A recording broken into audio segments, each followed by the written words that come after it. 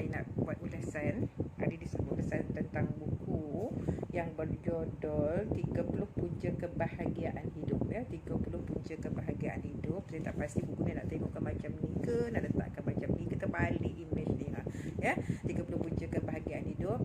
Baik, buku ini ditulis oleh Dr. Ain bin Abdullah Al-Qalni, dan telah diterjemahkan oleh H. Nur Hasanuddin Lee, ya, H.M. Yusuf Sinageli, ya. Buku ini diterbitkan oleh penerbit Jasmine Enterprise. Jumlah muka surat dia 130, dan sebuah buku bercorak ataupun berunsur agama, ya, memberi panduan lah dalam kehidupan kita seharian. Buku ini adalah sebuah catatan ringkas daripada beberapa buku tentang punca-punca kebahagiaan dalam kehidupan. Buku ini saya pilih kerana ia isi kandungannya yang amat baik dan boleh dijadikan panduan dalam kehidupan harian, ya. Buku catatan tentang kebahagiaan ini ditulis oleh penulisnya di Mekah dan diterjemahkan oleh seorang penulis lain yang telah disebutkan tadi. Ketika membaca buku ini, saya mendapati kandungannya cukup baik. Bahasanya lah, sebab bahasa masih lagi dalam bahasa terjemah dan boleh dibaiki, dan menggunakan bahasa Melayu moden lah, ya. Dan apa yang menjadi tarikan, ya, ulasan ini saya tulis berdasarkan pemahaman ataupun saya nyatakan berdasarkan pemahaman, ya, yang saya tentang apa yang terkandung buku ini, ya.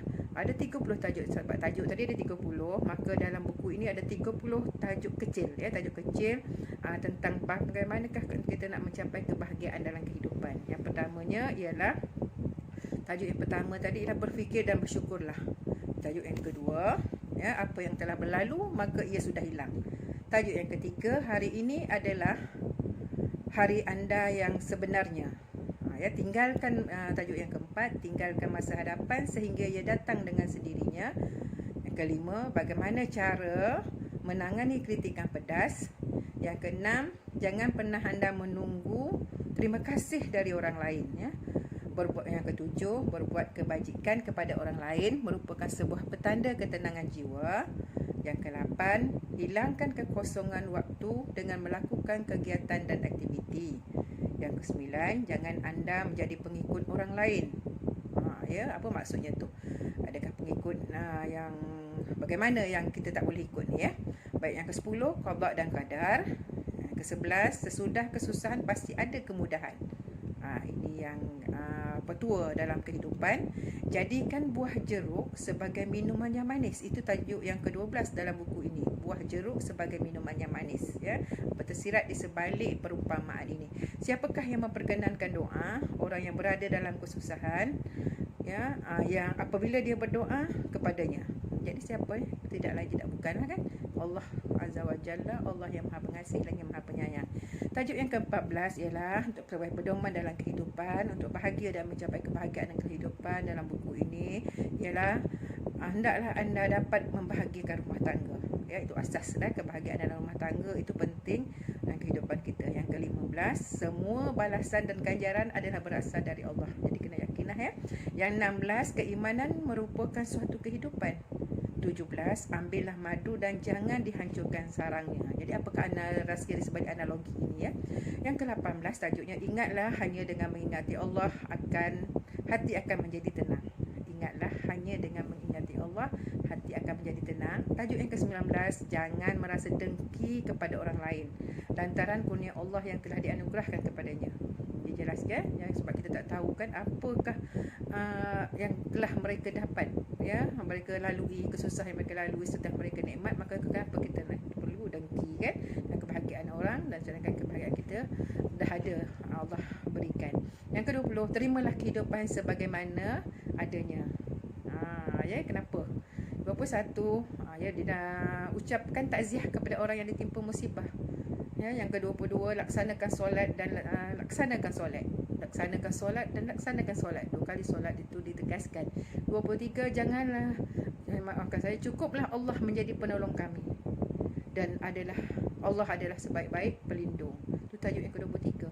Yang ke-24, adakan perjalanan di permukaan bumi. Ini semua kita berjalan, melancong. 25, bersabarlah sebab kesabaran yang baik. Itu satu lagi pedoman bahagia dalam kehidupan. Yang ke-26, janganlah engkau membawa bola dunia ini di kepalamu. Apa apa maksud bola dunia ini kepadamu. Baik yang ke-27, janganlah engkau angan-angan tak bererti, dan yang ke-28, relakanlah apa yang berlaku padamu, nescaya engkau akan menjadi orang yang berkecukupan. 29, ingatlah selalu akan syurga. Dan 30, hiduplah dalam pertengahan. Itulah di antara kandungan tajuk yang terdapat dalam buku ni tadi. Agak menipis saja bukunya dan mudah dibaca.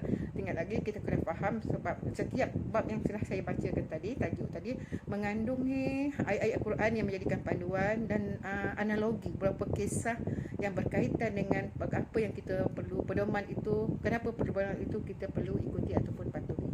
Jadi ketika membaca, ada analogi kisah yang boleh merawat jiwa kita sehingga kan kita yakin bahawa untuk bahagia itu adalah datangnya daripada diri kita. Maka kita mencarilah itu kebahagiaan itu dari diri kita dulu sendiri, dari diri kita sendiri dulu.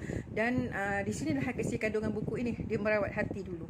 Ya, jadi merawat hati dulu untuk menerima apa saja ketentuan daripada Allah. Jadi untuk tenang ya, sebagai kesimpulannya, ya, agak menarik buku ini. Bacalah buku ini sebab apa yang dikaitkan dalam buku ini adalah berkaitan dengan kehidupan dan keperluan nurani kita sebagai hamba Allah yang mengharapkan ketenangan hidup di dunia dan juga di kebahagiaan di akhirat. Demikian itu saja ulasan buku daripada saya yang berjudul 30 Punca Kebahagiaan dalam Hidup. Sila baca.